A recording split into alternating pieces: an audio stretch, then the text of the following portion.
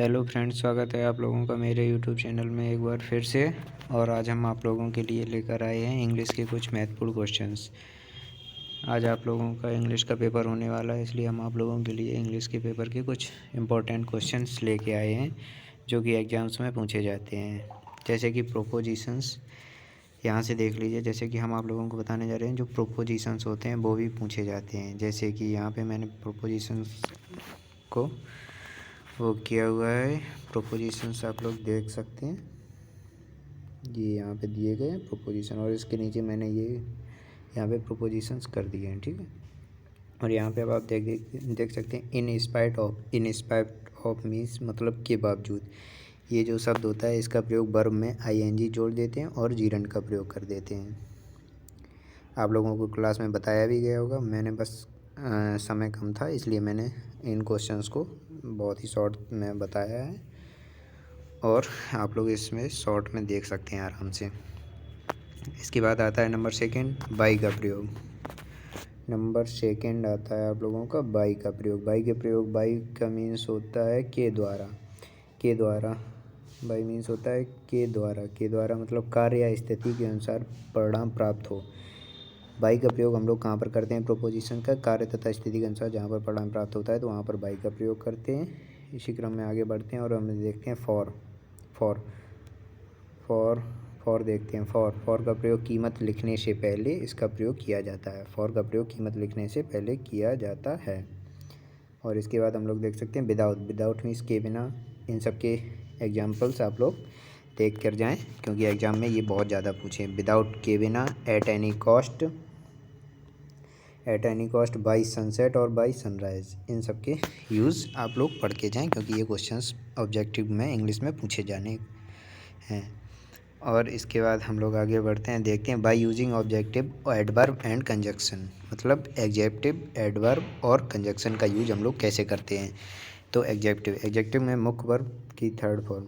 सबसे पहले देखते हैं एग्जेक्टिव, विशेषण में मुख्य वर्ब थर्ड फॉर्म में होती है तथा मुख्य वर्ब थर्ड फॉर्म में होती है, तो फिर इसे एग्जेक्टिव इसकी पहचान लेते हैं। जैसे कि नीचे हमने एग्जाम्पल भी दे रखा है। इसका एग्जाम्पल क्या है? He bought A car, it's now sorry. तो इसका एडजेक्टिव जब करेंगे, एडजेक्टिव का प्रयोग करके इसी वाक्य को बनाएंगे तो क्या बनेगा? He bought a new car.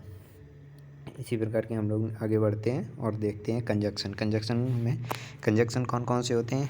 Conjunction होते हैं and, with, as well as, not only but also. ये इन सब के प्रयोग से हम लोग कंजक्शन बनाते हैं, ठीक है। इसके बाद आते हैं एडवर्ब का प्रयोग हम लोग कहाँ पर करते हैं? एडवर्ब का प्रयोग हम लोग करते हैं, इसके प्रयोग में अधिकतर वर्ब में एल वाई का प्रयोग होता है, ठीक है। आप लोग इसके एग्जाम्पल्स वगैरह पढ़ के जाएं। जैसे कि एडवर्ब में पूछा जाएगा, इसके प्रयोग में अधिकतर वर्ब में एल वाई लगा होता है तो वह एडवर्ब होता है, पहचाना जाता है। और इंग्लिश के क्वेश्चन में इंग्लिश के पेपर में मतलब ऑब्जेक्टिव क्वेश्चन में सबसे ज़्यादा पूछे जाते हैं। जैसे प्रोपोजिशन शब्द क्या होता है? जो दो शब्दों को जोड़ता है उसे प्रोपोजिशन शब्द कहते हैं। वो शब्द प्रोपोजिशन होते हैं। और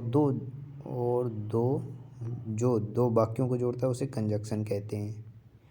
तो इन दोनों में आप लोग बहुत ही कन्फ्यूजन रहता है, तो आप लोग बहुत अच्छे से पढ़ के जाइएगा इन दोनों को, प्रोपोजिशन और कंजक्शन को, ठीक है। डिग्री का आपस में बदलना क्या कहलाता है? डिग्री का आपस में जो बदलना होता है इंटरचेंज ऑफ डिग्री कहलाता है। डिग्री सदैव किसकी बनती है? तो इसमें लिखा हुआ है डिग्री सदैव एडजेक्टिव की ही बनती है। डिग्री सदैव हमेशा एडजेक्टिव की बनती है, ना वर्ब की बनती है, ना नाउन या प्रोनाउंस की बनती नहीं है, इनकी नहीं बनती है, ठीक है। ओके, अब आगे हम लोग बढ़ते हैं। डिग्री कितने प्रकार की होती है? तो डिग्री 3 प्रकार की होती है। डिग्री कौन कौन सी 3 प्रकार होते हैं? एक तो पॉजिटिव डिग्री होती है, दूसरी कॉम्परेटिव डिग्री होती है और तीसरी सुपरलेटिव डिग्री। इन सब के एग्जाम्पल्स आप लोग पढ़ के जाएँ क्योंकि एडजेक्टिव को ही पॉजिटिव डिग्री करते हैं। जो एडजेक्टिव वर्ड होता है उसको ही हम लोग पॉजिटिव डिग्री के रूप में मानते हैं। इसके बाद जैसे पॉजिटिव से हमें कंपरेटिव डिग्री बनाते हैं तो एडजेक्टिव में हम लोग ER का प्रयोग करने से हमारी कंपैरेटिव डिग्री बढ़ जाती है, और उसी एडजेक्टिव में फिर हम EST का अगर प्रयोग करते हैं तो ये डिग्री सुपरलेटिव डिग्री की श्रेणी में आ जाती है। इस प्रकार से डिग्री 3 प्रकार की होती है। आगे बढ़ते हैं। और आगे हम लोग देखते हैं पॉजिटिव डिग्री से तुलना करने पर। यदि हम क्वेश्चंस को पॉजिटिव डिग्री से तुलना करने पर, यदि पॉजिटिव डिग्री से तुलना करते हैं तो एज वेल एज, इसमें एज हाइपन एज का प्रयोग किया जाता है, ठीक है। और जैसे पॉजिटिव डिग्री में तुलना करते हैं इस में तो सो हाइपन एज, ये जो वर्ड होता है बीच में ऐसे करके जो बना होता है इसे हाइपन बोलते हैं, हाइपन। तो इसमें जैसे सिंपल टेंसेंस होगा तो उसमें एज हाइपन एज का प्रयोग किया गया होगा। अगर यही सेंटेंस अगर आपका नेगेटिव में दिया गया तो सो हाइपन एज का प्रयोग किया जाएगा। ओके, ठीक है, आप लोग देख सकते हैं। और कॉम्परेटिव, इसके बाद में आते हैं कॉम्परेटिव डिग्री से तुलना करने पर। कॉम्परेटिव डिग्री से तुलना करने पर हम लोग कॉम्परेटिव डिग्री से तुलना करने पर देन का प्रयोग करते हैं, ठीक है। और सुपरलेटिव डिग्री से पहले दा का प्रयोग किया जाता है। सुपरलेटिव डिग्री जो होती है उससे पहले हम लोग दा का प्रयोग करते हैं, क्योंकि सुपरलेटिव डिग्री सबसे बड़ी डिग्री होती है। इसके बाद सुपरलेटिव डिग्री में दा का प्रयोग किया जाता है। डबल सेलेबल वर्ड, जो द्विखंड शब्द होते हैं, ये डिग्री बनाते समय इनका बहुत ज़्यादा महत्वपूर्ण होता है इन्हें देखना। क्योंकि जैसे मच है, एग्जाम्पल के तौर पे हमने यहाँ पे दिया हुआ है, जैसे मच दिया गया, मच की डिग्री होती है मोर, मच की डिग्री मोर का प्रयोग करते हैं। जैसे यहाँ पे और नीचे हमने दिया हुआ है हैंडसम, जब इसे हम सुपरलेटिव डिग्री बनाएंगे तो इसे कर देंगे मोर हैंडसम। ब्यूटीफुल है तो इसे कर देंगे more beautiful. Okay, doubles level की सुपरलेटिव डिग्री बनाते समय मोस्ट का प्रयोग करते हैं। डबल्स लेवल की जो सुपरलेटिव डिग्री बनाते हैं उसमें अधिकतर हम लोग क्या करते हैं कि मोस्ट का प्रयोग, डबल्स लेवल की सुपरलेटिव डिग्री बनाते समय मोस्ट का प्रयोग करते हैं। ओके, और इसके बाद आप लोग देख सकते हैं टेस्ट। सिंपल से नेगेटिव तथा नेगेटिव से सिंपल में चेंज होना टेस्ट चेंजिंग कहलाता है। टेस्ट चेंजिंग क्या कहलाता है? टेस्ट चेंजिंग होता है सिंपल से जब नेगेटिव से सिंपल में चेंज होना टेस्ट चेंजिंग कहलाता है। इसे क्या कहते हैं? सिंपल जो सेंटेंस होते हैं, जैसे सिंपल से नेगेटिव में चेंज किया और नेगेटिव से सिंपल में चेंज होना टेस्ट चेंजिंग कहलाता है, ठीक है। ये क्वेश्चन भी आप लोगों के पूछे जा सकते हैं। और आप इसके अलावा हम आप लोगों को बताना चाहते हैं कि जो क्वेश्चंस होते हैं उसमें आप लोगों को क्या क्या पढ़ के जाना है। ये सब तो मैंने आप लोगों को बता ही दिया है। इसके बाद आप लोग सिनोनिम्स, ऑटोनिम्स एंड होमोफोन्स ये सब पढ़ के जाएंगे। और इसके बाद में जो आप लोगों की तीन मतलब थ्योरी में 3 पार्ट दिए गए होंगे। एक होगा वॉर माइनस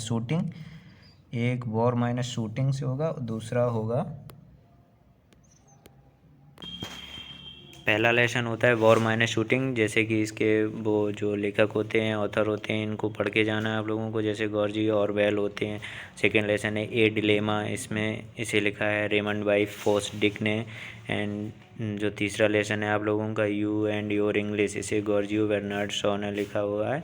इन जो ये ऑथर होते हैं, इनकी जन्म मृत्यु, जन्म स्थान तथा ये कितने साल जिए, ये इनका जन्म स्थान कहाँ पर था और ये लेखक किस देश से संबंध रखते हैं, इन सब चीज़ों को आप लोगों को पढ़ के जाना है।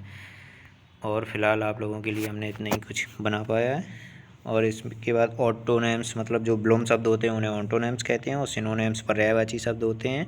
होमोफोन्स होते हैं, समानार्थी शब्द होते हैं। इन सब चीज़ों को ज़रूर पढ़ के जाना, क्योंकि ऑब्जेक्टिव MCQ टाइप जो क्वेश्चंस होते हैं वो इन्हीं से ज़्यादातर बनाए जाते हैं। और ये जो आपके थ्योरी में जो 3 लेसन्स दिए गए हैं, war minus shooting, A dilemma, you and your English, इसके ऑथर वगैरह जो कुछ भी आपको दिए गए हैं, इसमें जो सेंटेंस दी जाती हैं वो सब पढ़ के जाना है।